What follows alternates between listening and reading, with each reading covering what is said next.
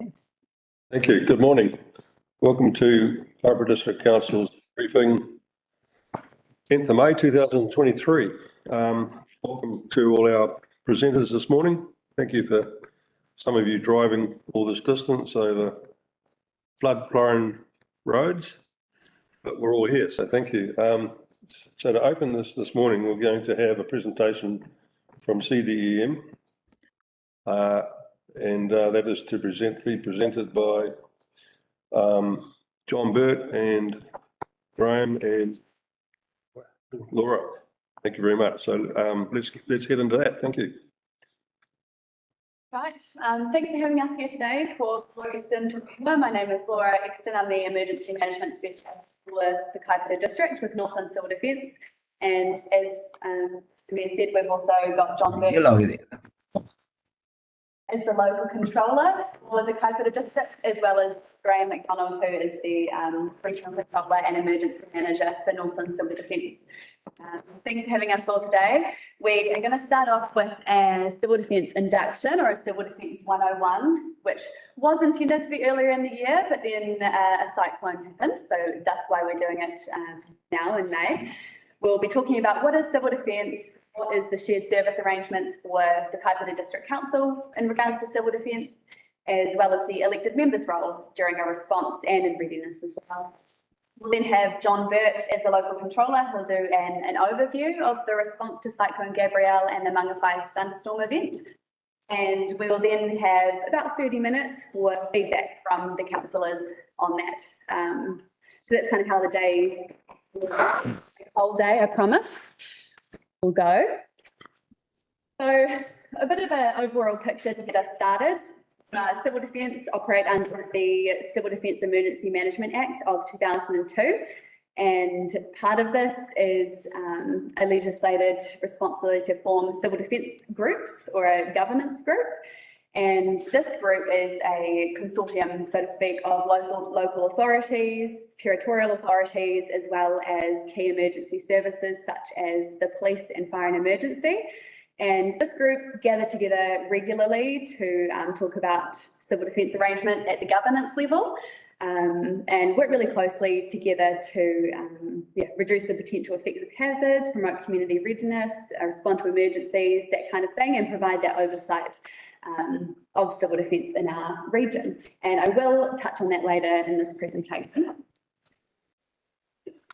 So the Civil Defence Emergency Management Act, which we refer to as the CDM Act, and I'll continue to refer to it as CDM, so it's not as much of a tongue twister, is the councils have certain responsibilities under this act that they must provide for their district.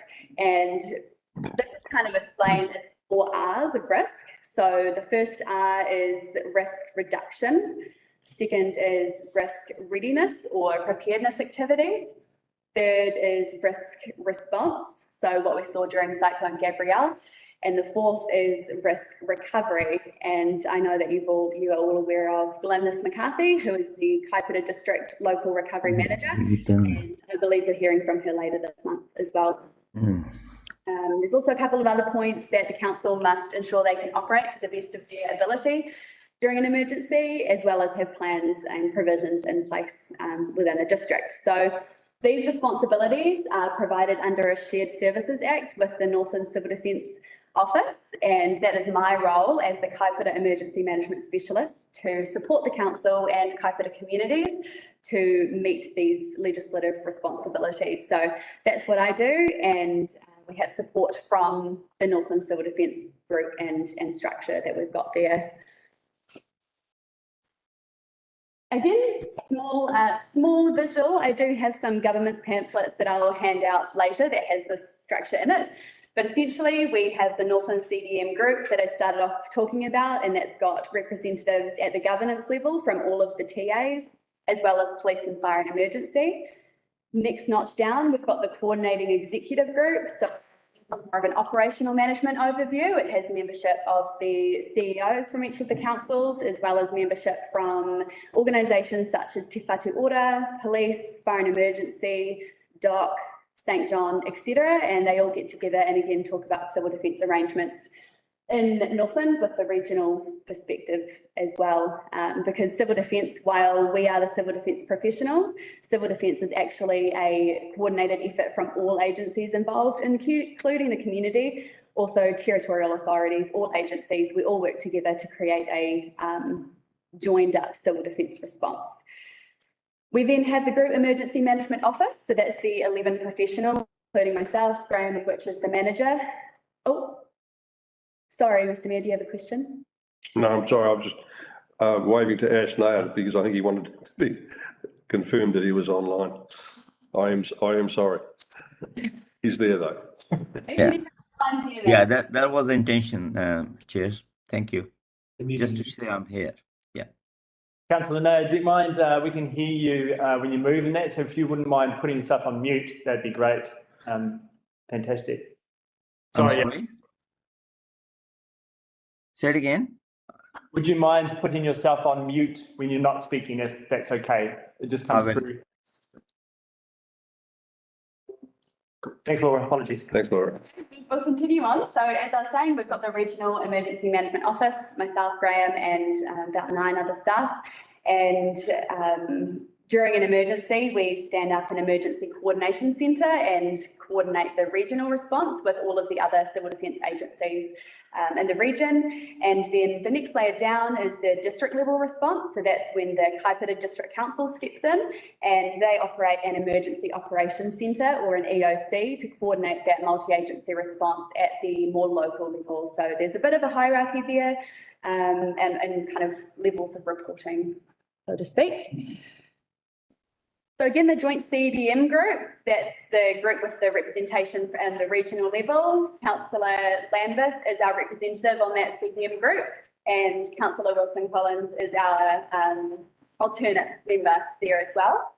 It's, like I said, made up of members of councillors from each TA, as well as New Zealand Police and FENZ, and Councillor Kelly Stratford from the Far North is the chair and the regional spokesperson for civil defence.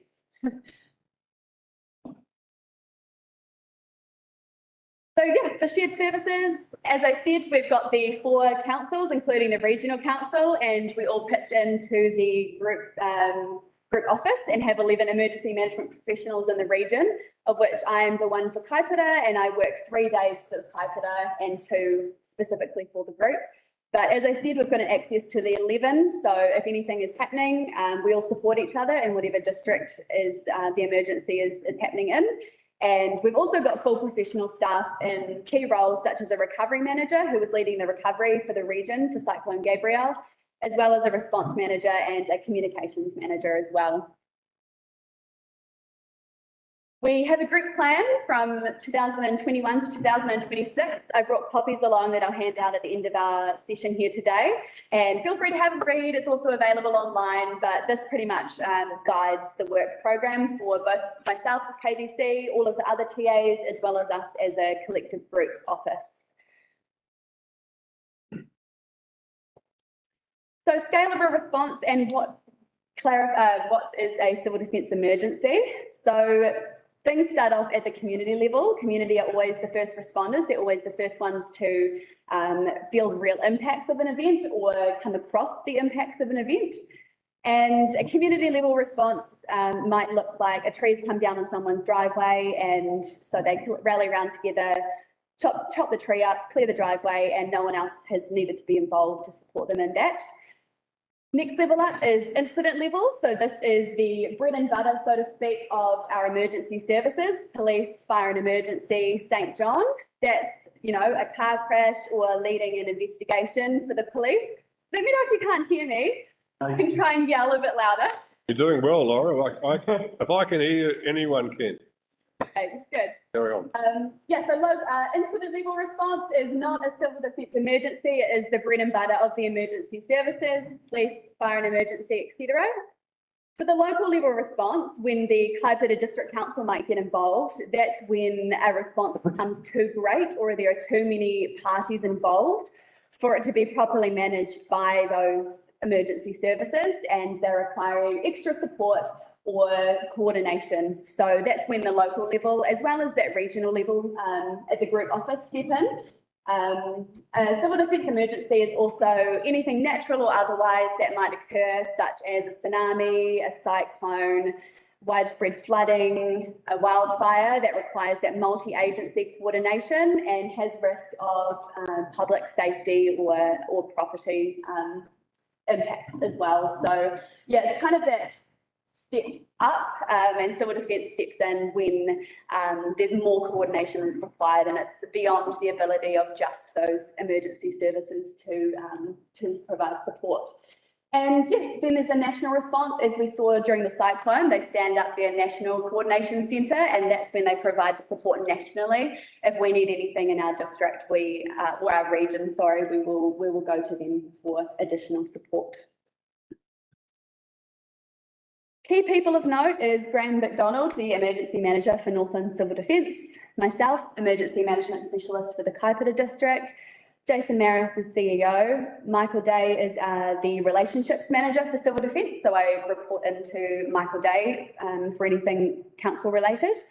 John Burt is our local controller for the Kaipeta, and Alistair Dunlop has recently come on board as well as another local controller, and he is currently in training, shadowing John. Another shared services that we provide is the group office is a 24/7 on-call duty roster. So we have a duty officer on call 24/7 in week-long shifts, and they are essentially responsible for the monitoring of incoming or sudden onset events, as well as the initial actions and alerting. So we've got a couple of examples coming up that I can talk about. We also have a duty controller who's on that roster. So if things begin to escalate or it is a large sudden onset event, there is someone on call ready to go to coordinate that multi-agency response. You may have heard of the Coordinated Incident Management System, or CIMS. It's a bit of a buzzword in emergency management, but this is the 2-day training course that staff attend to be trained up on how to work in an emergency, how to work in an emergency operations centre, and how to work in with other agencies. So the group office provide this training not only to the territorial authorities, but also to our key stakeholders and partners as part of civil defence. So DOC, Te Whatu Ora, Fire and Emergency, all of them attend these CIMS courses, and that ensures that during a response we can all work really well, we understand the structures that everyone's using, and we know who to talk to and how to connect in. The controller sets the priorities for the response, and the reporting line goes up through to NEMA, and the local controller reports into the regional controller during a response as well. Mayor and councillors will be informed by strategic announcements of during a response, and this comes from the CEO or the public information team, commonly known as the PIM team. And in a larger emergency, there might be a dedicated staff member that is allocated to be that go-between between councillors and response. During Cyclone Gabrielle, it was Jason or potentially Ruby Mitchell as well as the leader of the PIM team. And that can be communicated as the situation evolves. So what can elected members do? It's really, really important that we communicate with our communities during an event and that they know what's going on, where to get information, what advice they should be taking, that kind of thing. And that's one of the ways that elected members can help during a response. You guys are ideal for sharing Kaipeta District Council or emergency management messaging because you're leaders in your community. People look to you for guidance. So if you guys have the right message and advice that you can send out to people, that's a really, really effective way of communicating with the public so that they know what to do or where to get better information. If you are approached by the media for information or comment during a response, please go to the CEO or the public information manager in the first instance. This avoids confusion or conflicting information that goes out. And the Mayor is, in the first instance, the spokesperson on behalf of the Kaipeta District Council. So if you have any questions, you don't know something, you've been approached, please just go through the CEO or the PIM team in the first instance, and let's just make sure we've got a real joined up, united front approach to addressing the media and information. So that's how elected members can help during a response, but during readiness, there's a few things that you can do to support as well. So in my role, not only do I work with the Kaipeta District Council, but I also work with Kaipeta communities to work with them on their readiness and how prepared they are. One of the ways you do this is through supporting the community to create community response groups. And those are groups of volunteers in the community who have a passion for emergency management in the community and want to be there to support during an emergency as well, or educate their community about what are the hazards in their area, what can they do to prepare, and what the arrangements are if something does happen. And as part of that, they create a community response plan. And you can see these plans on the Northland Regional Council website. And the community, this group come together, they talk about what hazards they might be affected by, what's important to them, what they want to communicate with their community. And they also might identify a location for a community-led centre in their community. Might be the local hall, the local marae, the local church, anything like that. And this is where that community will go if they have to evacuate from their homes and they can't seek shelter with friends or whānau. So the difference between a community-led centre and a civil defence centre, the community-led centre is led and established by the community, and they have taken the initiative that some people are not feeling safe in their homes or they've had to leave, and they will set up or open up their doors so that people can come on in, have a cup of tea, have somewhere safe to stay.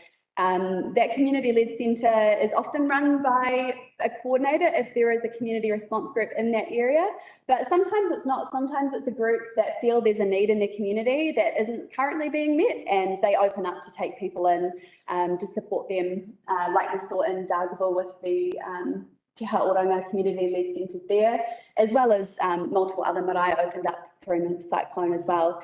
And we do our best to support them and connect in with them, work with them on what we can do to help, but it is community-led and community-run. A civil defence centre is something that's been identified by the Kaipeta District Council and is run by the Kaipeta District Council. They've got Kaipeta District Council staff there and is, I guess, the official place for people to go during an emergency. So that's the difference there. We do really rely on this community readiness because sometimes it could take up to 72 hours or more for us to get in if it's been a huge impact of an event like we saw during Cyclone Gabrielle. So the work that we do to prepare our communities and help them come up with their own arrangements that they believe in and that they trust that they can implement, the better, because that will reduce the impact of an emergency. If everyone knows where they can go and they have a plan to enact. So we also do marae preparedness plans too. So if there are any marae that are keen to have a chat with emergency management about how they can better prepare, that's something that we provide. School visits and participation in exercises too. So there's a lot we do in the readiness space. So if any of your communities are interested in engaging with emergency management, hearing about how they can be better prepared, what hazards are in the area, or if they don't have an existing community response group or they're not sure if they have a group, you can pass them through and we can work with them on that through either Jason or my manager, Michael Day. Laura, you're doing these roving meetings all through the district at the moment, aren't you? Yes, yeah, we've had it, yeah. So we had about 9 existing community response groups before the cyclone, and as a result of the cyclone, there's been a lot more community interest in identifying the hazards and coming up with plans. So I've been to Bailey's Beach last week to form a group there. I met into Kopuru yesterday as well to look into forming a group there as well. Lots of other marae are really keen too. Potal's reignited their group. So yeah, there's a lot happening at the moment, which is really, really exciting. And Blinks Gully as well. How are we doing for time? Should probably wrap up quite quickly. So this is just a summary of what happens during an emergency. So our duty officer is keeping an eye on things, monitoring, is in touch with Met Service and getting direct briefings from them. We are then advising councillors, contractors, lifeline utilities, welfare organisations to put their plans in place, and also working directly with the hydrology and rivers teams as well to monitor the potential impact. The information is then shared out to all of our key stakeholders, including the CDM group members and through the CEO too, to share out with his key stakeholders. And yeah, a lot of media and public information too.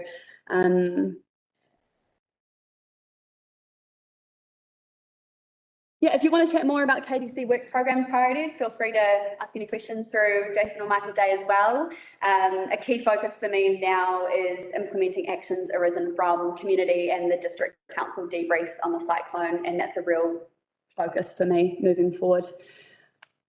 Some key ways to stay informed: follow Northland Civil Defence on Facebook, follow New Zealand Civil Defence on Facebook. We also can send out emergency mobile alerts and Red Cross Hazard app alerts, which I can hand out a flyer afterwards as well. There's many tools in the toolkit.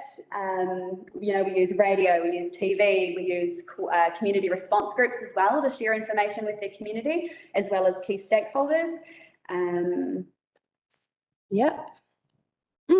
So, are there any questions specifically about the kind of civil defence arrangements in our district?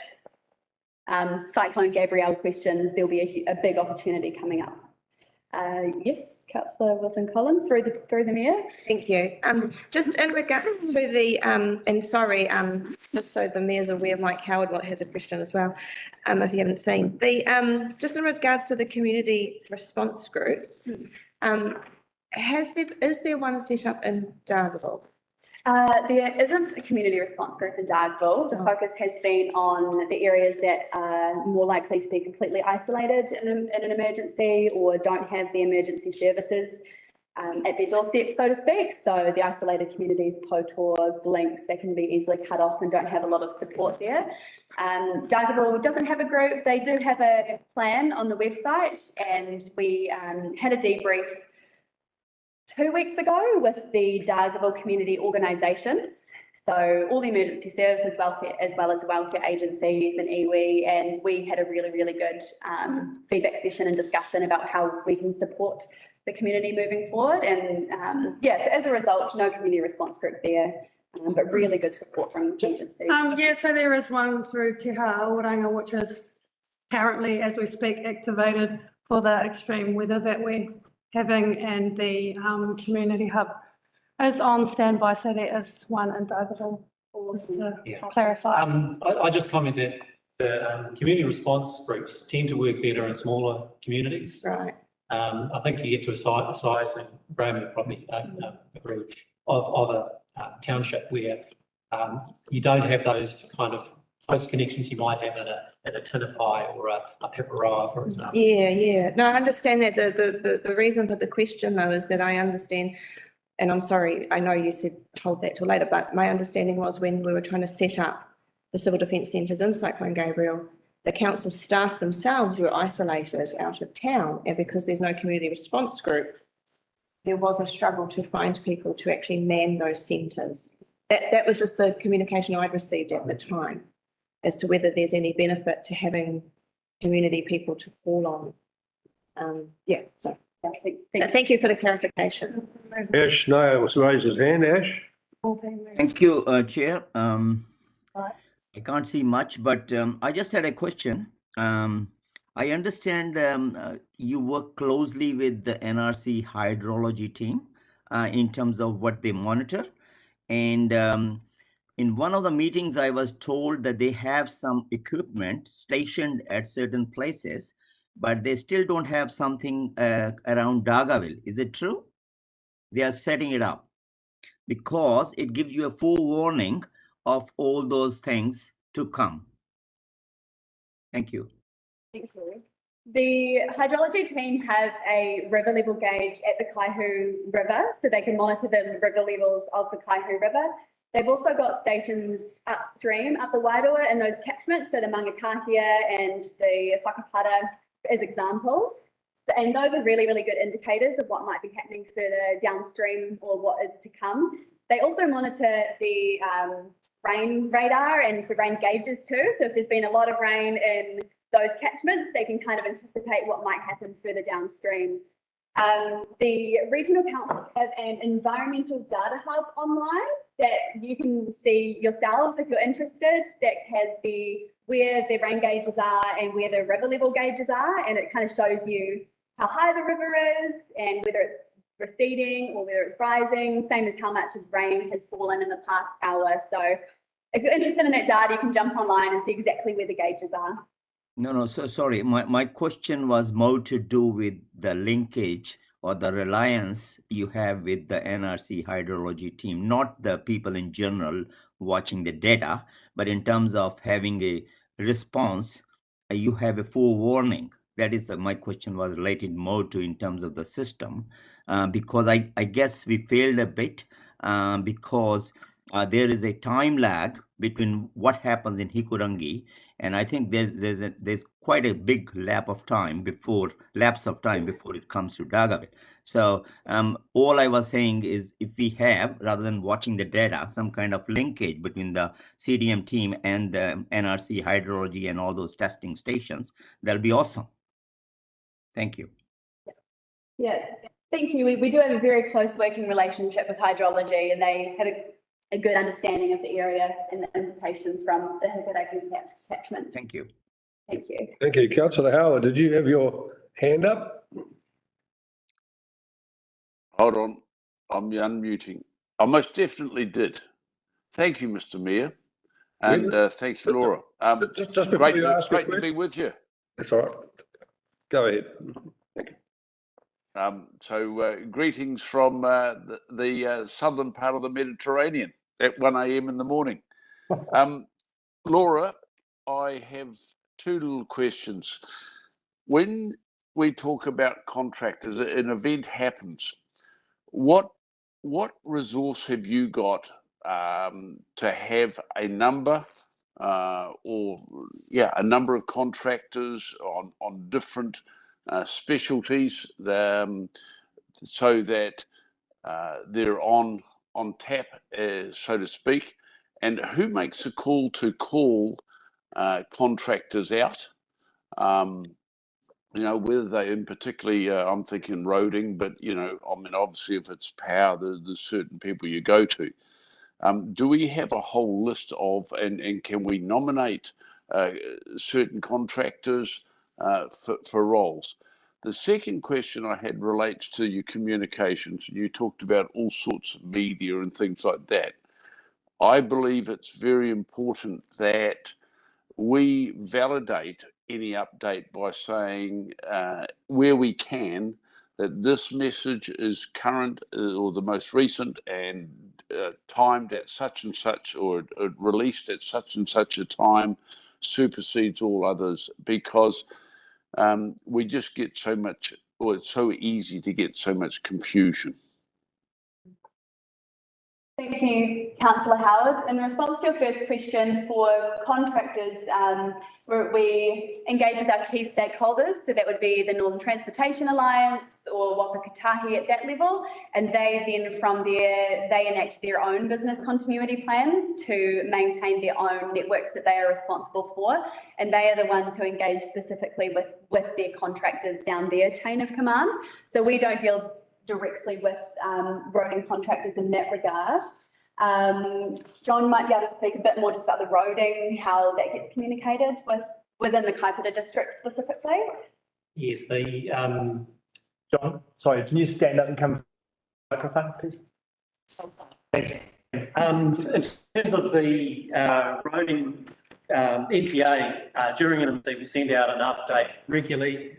For example, yesterday, I think we got about 3 updates on the evolving situation with the roads, and then that's shared out with key stakeholders. So, but like Laura said, the lifeline, the utilities, roading, power, the waters, telecommunications, they engage and direct their contractors themselves, but they're linked in with us through civil defence. So that's how the arrangements work. And we have Thanks, John. lifeline. Oh, sorry, Councillor Howard. Sorry, if I may just clarify my point there.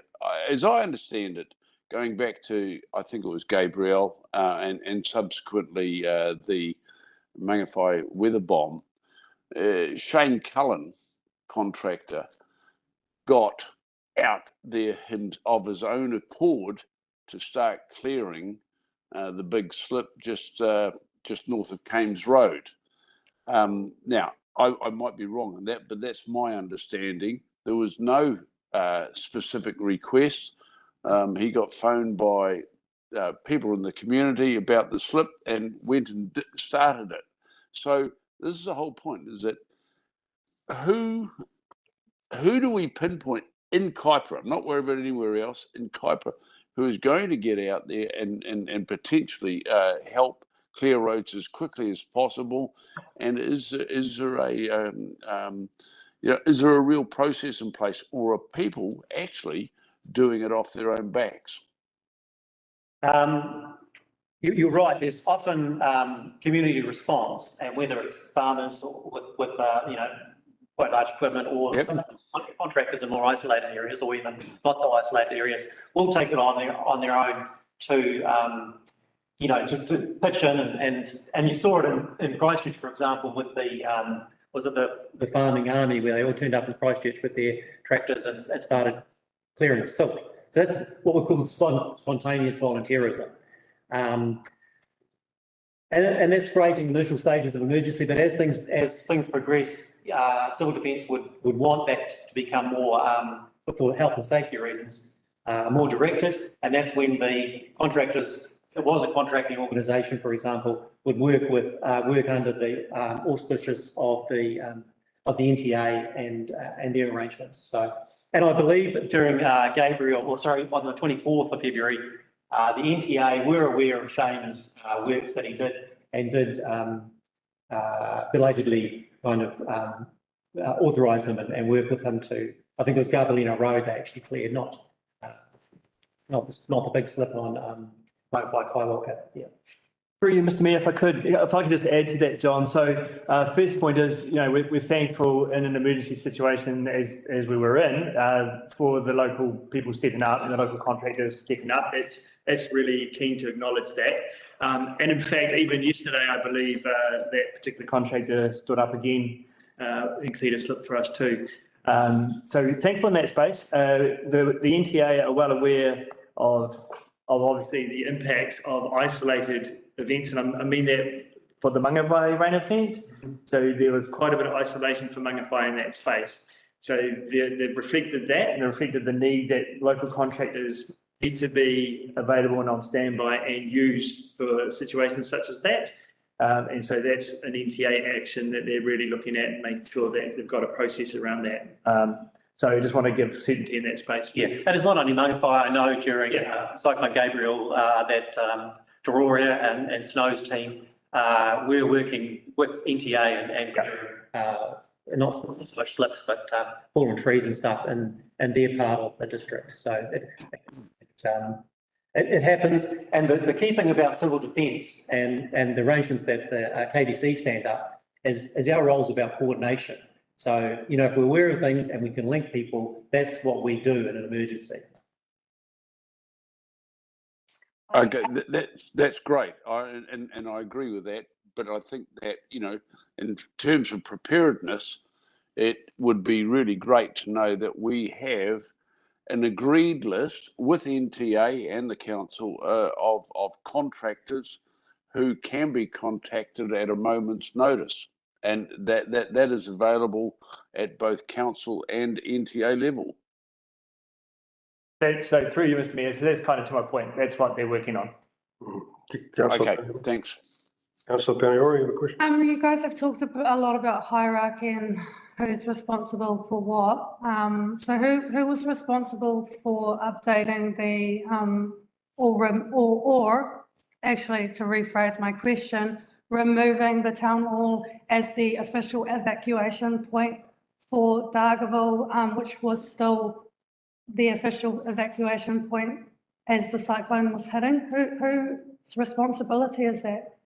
That was a plan that was historic online. No, but who's responsible? So forget about the historical stuff. Who was responsible for checking that the information that people were looking at was current? So prior to the cyclone hitting, we had knowledge of it for a number of days to weeks that it was coming. Whose responsibility was it to check that that information was up to date? That would be us as the district council, and when we Who's us? The Whose position? emergency, so yeah, myself and Emergency Operations Centre. So it was team. yourself that didn't check the, And working with staff from the Kaipara District Council as well. so Michael Day that you report to? No, not Michael Day. You So- had said you report to For her. you, Mr. Mayor, can I just be careful here?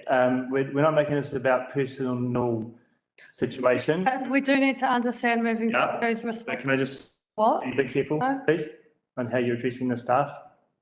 The second question that I have is, so you spoke about, you know, lines of communication and not going to the media. So I personally would have done, exactly the same thing that I did, with the media, because you've said that, to avoid confusion,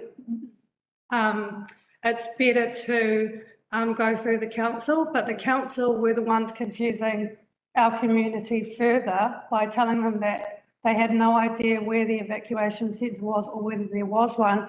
And Jason wasn't giving that information out either, even when.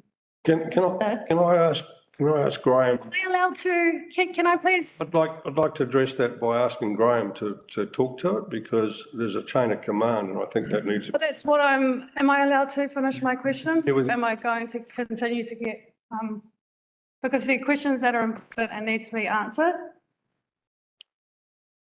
Do you have anything further you'd like to add? No, so that was the question.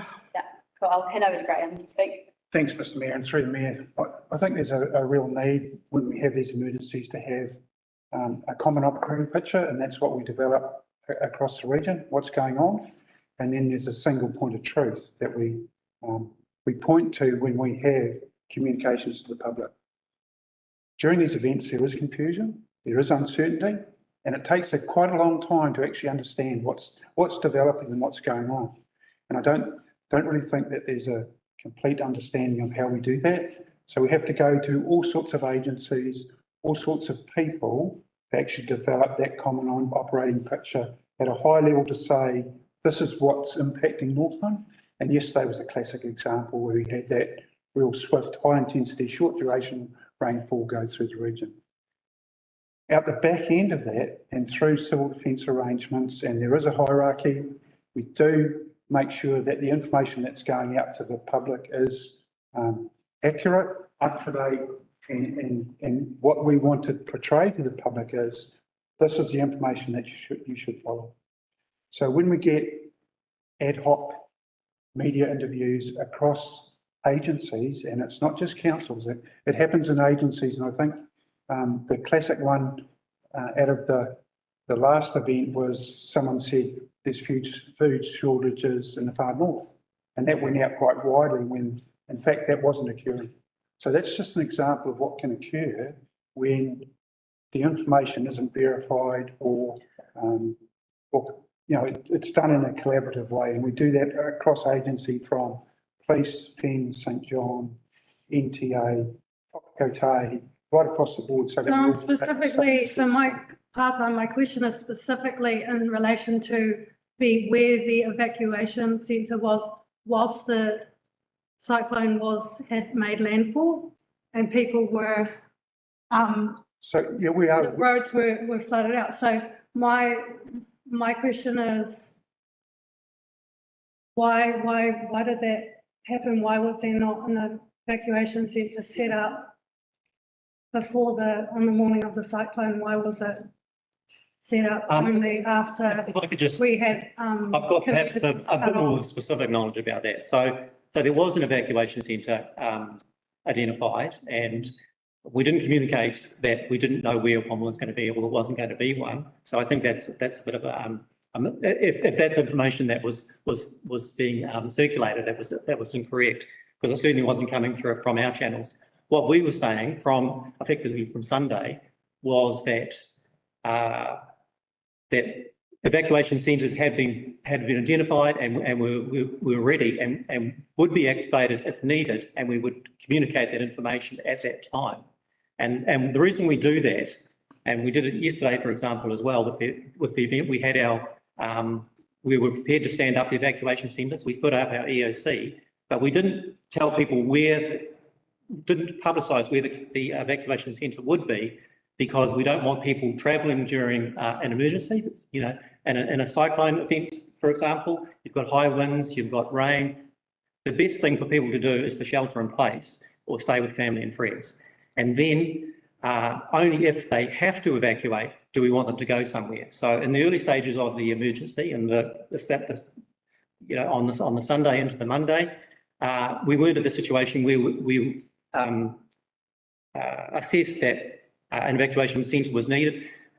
As things So through to the Monday. as things progressed on the Monday, we then announced that the location of the council civil defence was at Trinity Church in Okeanga Road. And After the cyclone had hit, you announced it. the cyclone was underway, but it wasn't the full effects of the cyclone. So the full effects of the cyclone hit through the later part of Monday into Tuesday morning.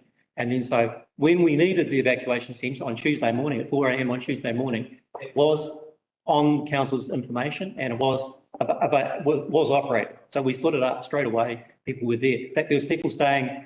It was manned over Monday night. The evacuation. It's required on the Monday. Nothing was required, but we had people there in case it was. That's It the key was point. required on the Monday.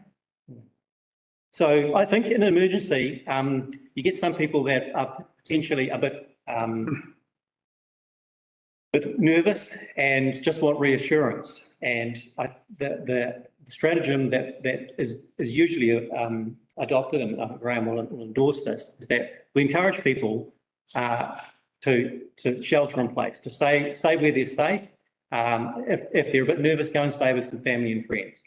But what we don't want is a whole lot of people turning up in an evacuation centre because they're nervous about a potential situation rather than an actual situation. Thank you. Laura. Any other Councillor. Just we only have, you know, 16 past, we only have until 10:30 and we still have an overview from John Burt as well as feedback specifically about the cyclones. Would you still like to ask your question or? It was just a quick one through the chair, thank you. Does Mangawhai Kaiwaka have a community response group? Yes, yeah, so there's a community response group in Mangawhai as well as in Kaiwaka. Kaiwaka have just, as a result of the severe weather events in February, they've just kind of reignited their group. They've had two coordinators there for quite a long time, and actually just leading into the cyclone, they were talking about handing over the reins, and the cyclone kind of moved that process along. So there's a couple of new coordinators there now, and they've just formed a brand new group. And they actually met last week to talk about updating their plan, and Mangawhai as well has a plan in place and a really active group that's very connected in with the emergency services there as well. Okay, I just wanted to ask because there was a lot of comments online yesterday when the rain hit and there was flooding in Mangawhai and Kaiwaka. And people in Mangawhai were asking what community centre would be opened and there was no response from anybody. So I know it obviously happened really quickly, but it just got me wondering if we actually have those communities. So, and yeah, there's a plan online as well that shows where the community group has identified that they would open if it was required. And council were monitoring the situation too to determine whether it was needed, and there was no need in the end for the centre to open. Are you also responsible for sandbagging as well, or is that council? No, so it depends who for. If it's protecting personal property, there's a personal responsibility for those people to have What that about plan. the businesses on town? So they should have business continuity plans as well. It should be part of protecting their own business, is to be responsible for Because I did point out to Jason that it was highly irresponsible to send the fire crew, which includes high school kids, out into this cyclone to load the sandbags all through town. Yeah, that might have been a decision made by Fire and Emergency. I'm not sure about the details. Jason would be, so that Fire and Emergency paid for those sandbags. I don't know who paid for them. Who paid for them? I don't know. I thought it was council, interesting. So From what I understand, they would. So in the Dargaville event, for example, council did get our contractors to prepare sandbags and they were used. Some were around businesses in Dargaville, but predominantly we used them on Beach Road I think it was the Wednesday evening when the Kaihu was threatening to, or did in fact breach the banks in Beach Road. So council contractors delivered sandbags and shored up that breach, and have actually enabled the water to be redirected back into the Kaihu and minimise the flooding in that area. So that's the type of situation where council will engage contractors to provide sandbags. We're looking at protecting, you know, a very wide area and not just one individual property. The individual properties, if they've got a bit of surface water that's coming into it, really responsible for doing that work themselves, whether it's drainage or sandbagging, for example. Thank you, John. Thank you, Laura. Sorry, on. Through the mayor, are we able to move on to the Gabrielle overview? Awesome. John, if you're able to give a brief overview. 10 minutes. Was there a slide here as well? Yeah, just the next one. Just the arrow. Arrow? Cool. Yeah, so just in a nutshell, obviously, I'm going to talk briefly about the two events that happened in February. I guess a bit of a preamble. We had quite a busy summer. There was the Auckland anniversary event, which was significant again.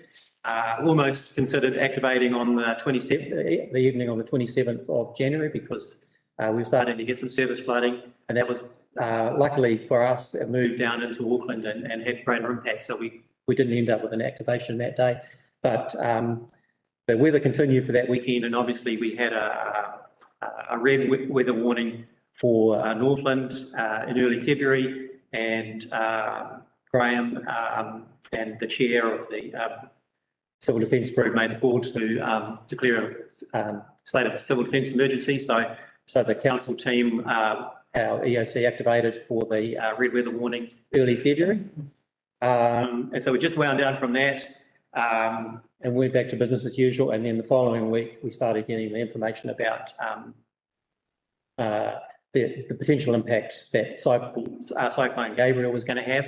Obviously, in that week leading up to the 9th and 10th of February, there was quite a bit of uncertainty about exactly where the cyclone was going to come. We knew that there was a cyclone forming and coming our way, but until it gets much closer, you don't know the exact impacts.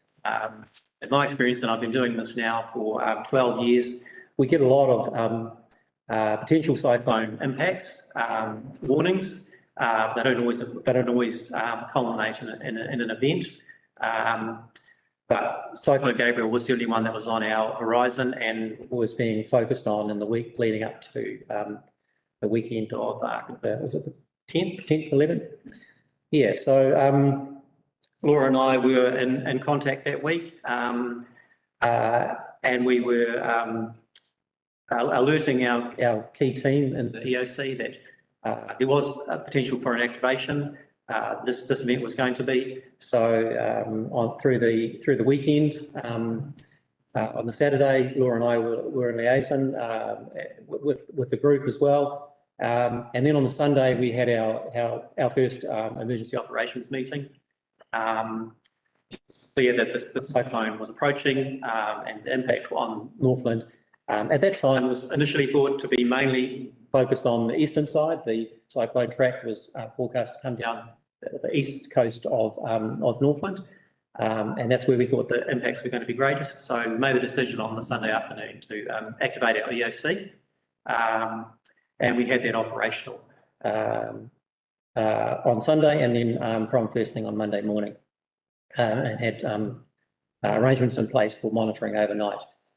On the Monday morning, it became apparent through our briefings, and we have at our multi-agency briefings for the region, input from the Met Service, and they advised about the developing situation with the cyclone, where it was anticipated that it would swing around and that the southwest of England was going to get some quite significant impacts through Monday evening. And because of that, we had our evacuation centre ready to go in at Dargaville, and that was put in place on the Monday, and was open through Monday evening. Then on the 4 a.m. on the Tuesday morning, and as Councillor Mayer will be well aware, the Awakino banks, river banks were breached down by the railway embankment. And as a result of that, quite a number of houses, I believe more than a dozen, at Awakino Point were flooded, and residents had to be evacuated. So we had those people being evacuated, and at the same time, a decision was made because of the amount of water coming down the Wairoa, that we were concerned about Mangawhiri, and that as a precaution we would evacuate Mangawhiri. What people were advised was, if possible, they should go to friends and family because they're going to be much more comfortable there. But we did have the 3 centres operating at Dargaville on that Tuesday morning. The council-run centre at Holy Trinity and Hokianga Road, the community-led centre on Turarau Street, and the Dargaville High School was opened up as well as I guess at the last minute, and council then sent staff down to support that. So we did have many of our council staff that were isolated and impacted, but we had enough people in Dargaville to operate our centre, and also support the high school centre over that Tuesday and into the Tuesday evening. Tuesday morning, having assessed the situation and working with the emergency services, BENZ and police, decision was made that we felt that the risk to the Mangawhiri people Mangawhiri area had passed, and we said to people they could return home. However, later that day, as a result of the monitoring that the hydrology team at NRC did, became apparent that there was more water coming than was anticipated in that morning. And at around 3 o'clock, I think I had a conference call with Graham and Laura and the hydrology manager of NRC, and it was,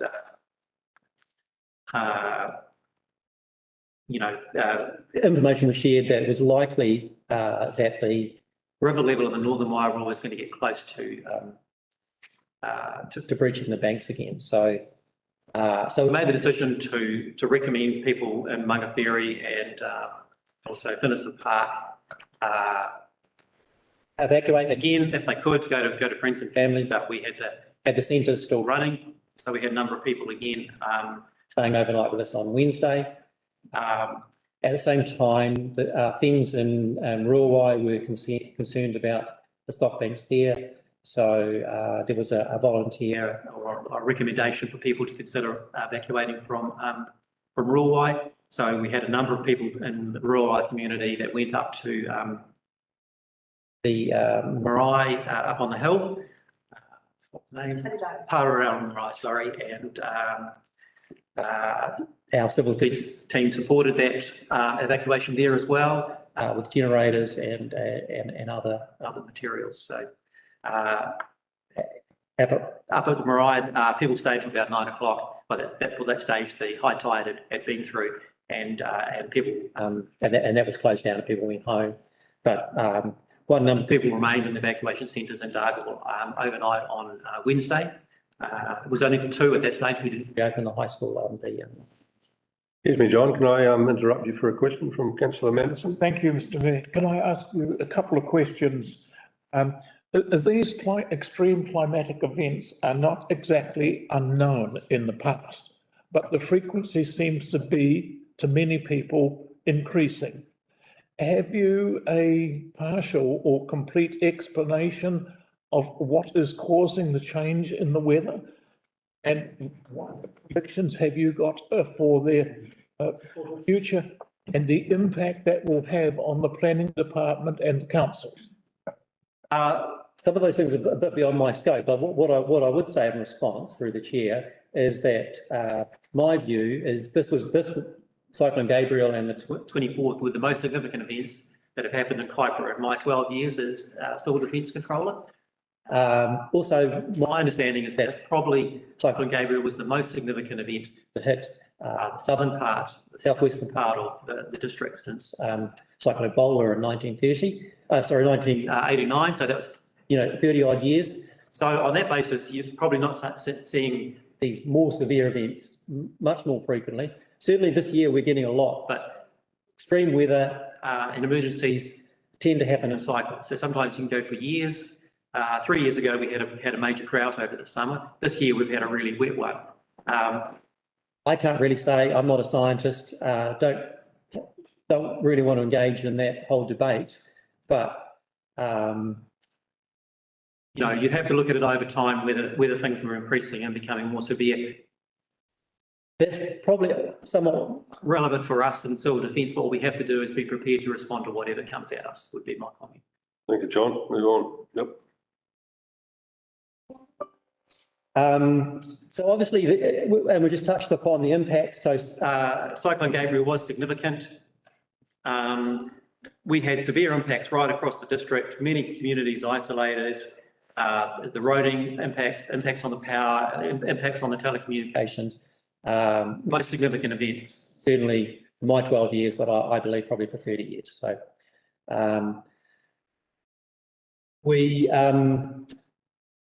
And following that, obviously, it took some time to work through those impacts, particularly the roading and the power. The roading probably a little bit quicker, but certainly for post the cyclone leaving and heading south on the Tuesday evening, many people were still cut off for some days down at Potu towards the end of the week, and power in some cases took more than 7 days, and some of the telecommunications around, particularly around cell phones, took even longer. Some of that's around these things have to be scheduled, so that the power and the telecommunications can't get until the roading's fixed. So the roading gets fixed, and then the power crews and the telecommunications follow. Telecommunications, I think.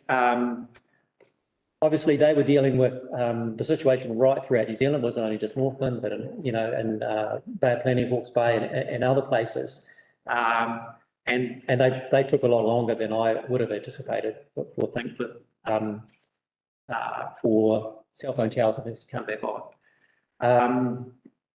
What we did about it was in civil defence, very hard for us on a wide-scale event like this to support every single household.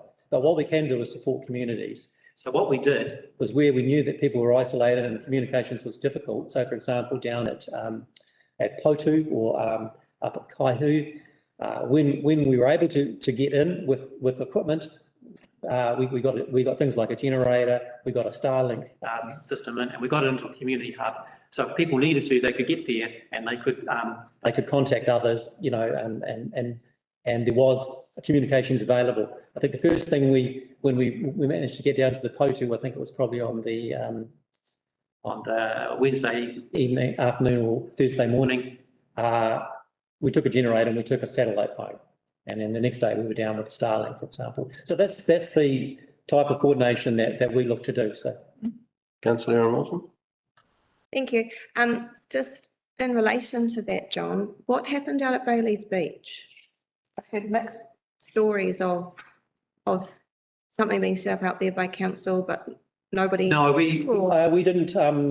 We didn't see anything up directly in Bailey's Beach. Obviously, they weren't as isolated as some of the other communities. I know they were cut off for a period of time. I mean, you'll have all heard the messaging from civil defence over the years is, in an emergency, be prepared to be on your own for at least 3 days or more. So I think Bailey's Beach, obviously, once the water receded, people could come back into town and communications was established. The cell phone tower out there may have been out for much longer. I know 9 or 10 days, I believe. Yeah, and that's not unusual across the district and across the country, because this was a widespread event. Many cell phone towers went out, and it took the telcos a long time to get them back up. Yeah. Thank you, John. The next stage of the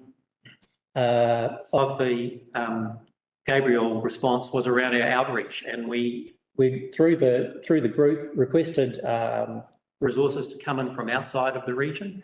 And so we had the Red Cross, the rapid response teams that came in, and the intention with that phase of the response was we wanted to get out as far out into communities as communications were being re-established to make sure we make contact with people where possible and assess their needs. So that happened through the weekend following the cyclone and into the following week. And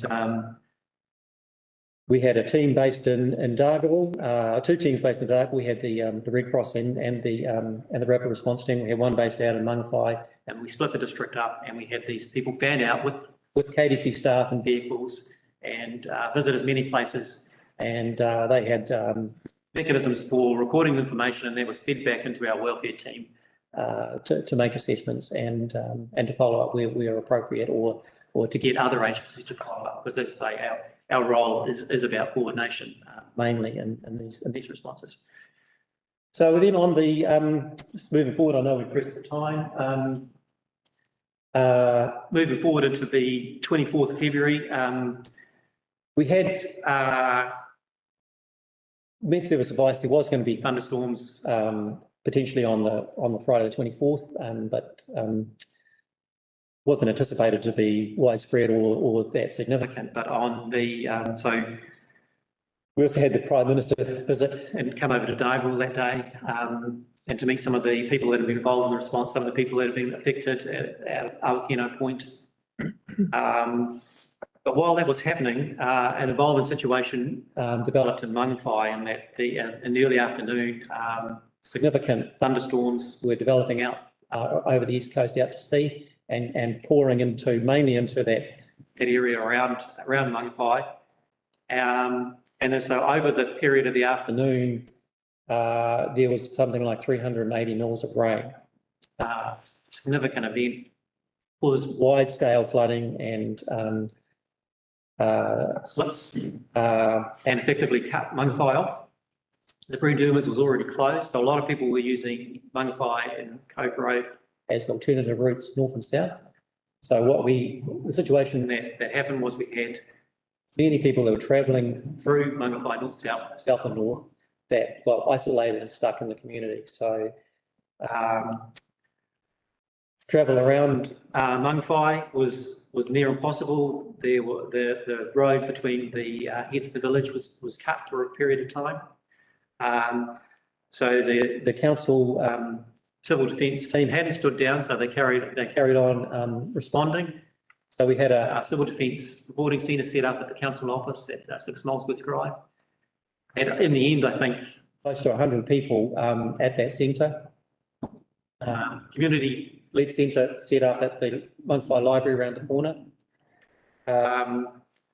And I think 30 or 40 people ended up there. And then up at Mangawhai Heads, with the support of council staff member and councillor and the community response team, the golf club was set up as a reporting evacuation centre, and they had dozens of people turn up there as well. Initially, our thinking was that the thunderstorms would subside, the water would get away, and people could carry on their journeys. But as the afternoon and evening progressed, that became apparent that wasn't going to happen. So we made arrangements to house those people that were stuck in transit. And luckily for us, the two Christian camps in Mangawhai, the Campbell Park and Moore Point, were both empty and available. And so we ended up housing close to well over 150 people in those two locations overnight. Again, with support of community, because the Campbell Park had the beds, didn't have the bedding. And so Mayor phoned me and says, how can I help? And I said, well, we need bedding for Campbell Park. We're going to send some people, all the people at the golf course down there shortly. A lot of people from the camping ground got flooded and ended up there as well. And the community responded within half an hour. There was dozens of duvets and blankets and stuff there. Council staff worked through that evening until they got everybody that was in one of the evacuation centres into a bed. as well as that, many people in the community just opened up their homes when they saw people that were stranded and took them in. So again, it was a good example of civil defence in action, where you had, you know, the community responding, emergency services were out doing their thing. We had, as well as the local brigades in Mangawhai and Kaiwaka, FENZ had sent down extra crews from Whangarei, and they were operating and helping people respond, pulling people out of water right through the evening until the early hours of the morning.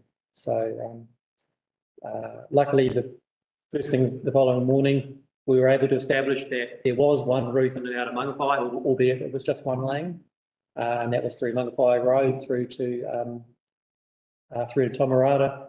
And so we fed people breakfast, and they were able to carry on their journeys.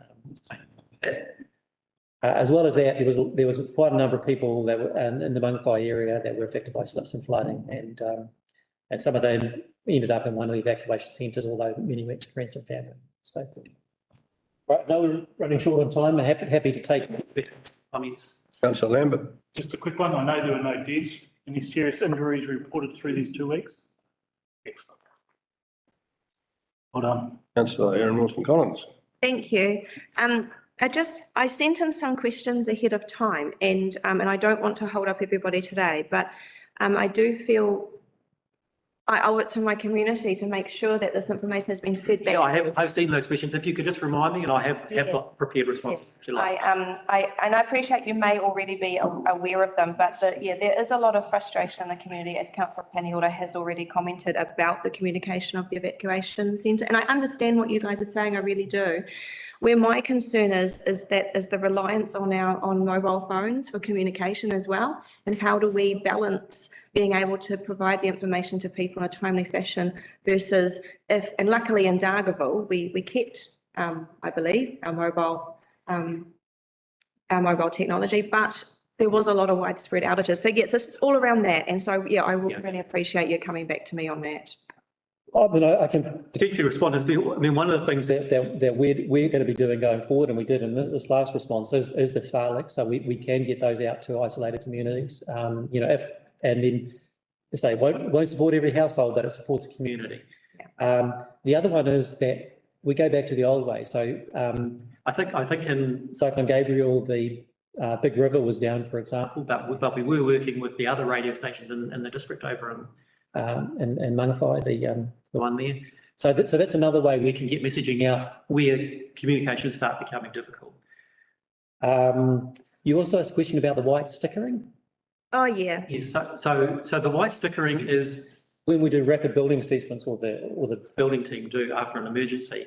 So white sticker just says the house is safe to move into. Yeah. There's no restrictions. You can carry on living there. And so it lasts for 3 weeks, and it's designed for that because, you know, if something else happens in 5 months' time, someone can't rely on a white sticker that was given, you know, for the last. So you removed after 3 weeks. It just expires after 3 weeks. Okay. So the house then has the same status as anybody's house that has never been assessed. You know. Okay, great. Thank you for clarifying that for me. Councillor Larson. Thank you, Worship. Yeah, thank you, Laura and Graham and Don, for your presentation, which I thought was excellent. You answered the question very well as well. I want to give a little bit of my feedback on my experience of the phone responses.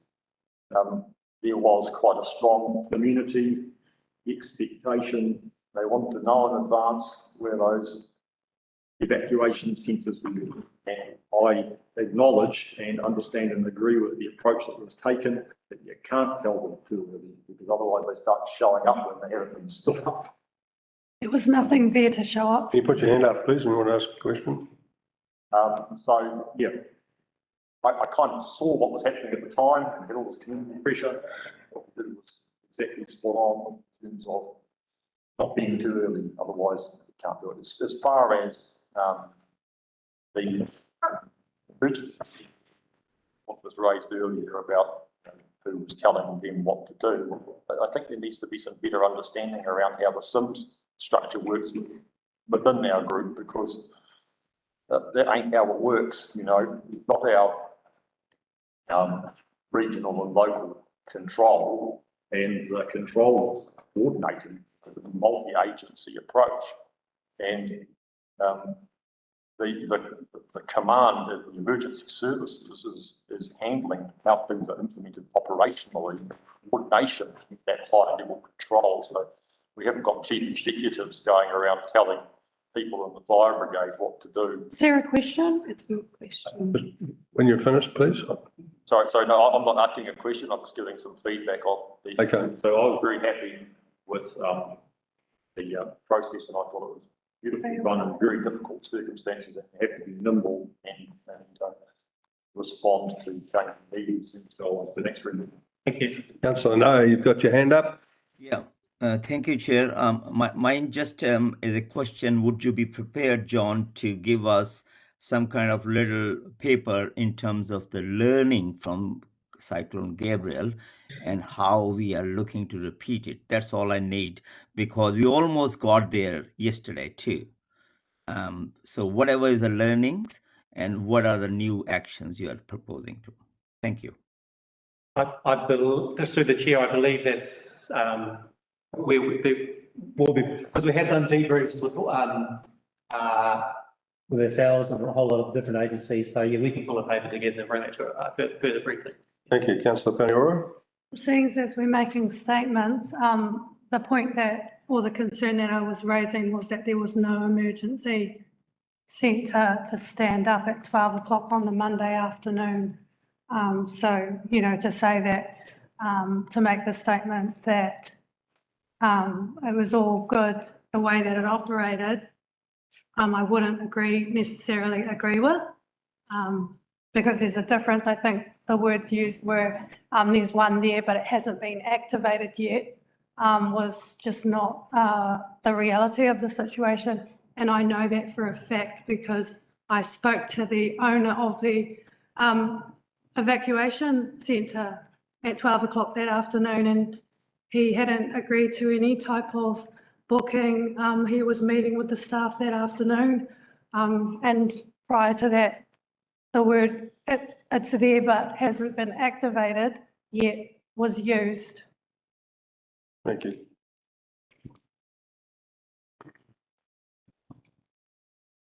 Okay, Councillor Manderson.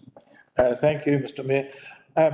I'm hearing that you're doing a fairly commendable job of reactive responses, with a degree of being proactive, anticipating those responses. But I'm still not hearing any particular concern on a major, at the moment, climatic change that has immense significance for the district. So where in council would you be looking to liaise with the group that might look at this proactive side? Well, I know that within council there is a, and Jason probably has more in the detail, there's a climate response group. One of the things that, or the roles that civil defence have is when, and I know you're going to be talking about it shortly, is when councils develop district plans and so forth, is to feed into those around risk reduction about natural hazards going forward.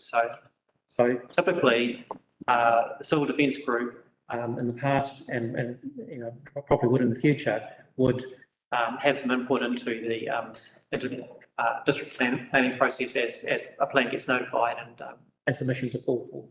Thank you, John. Look, we're running out of time, but C. Maris would like to say a few words. Yeah, thank you, Mr. Mayor. I just kind of wrap up the conversation. I firstly want to acknowledge, obviously, three presenters today and the hard work that has gone into all of the responses over the last few months.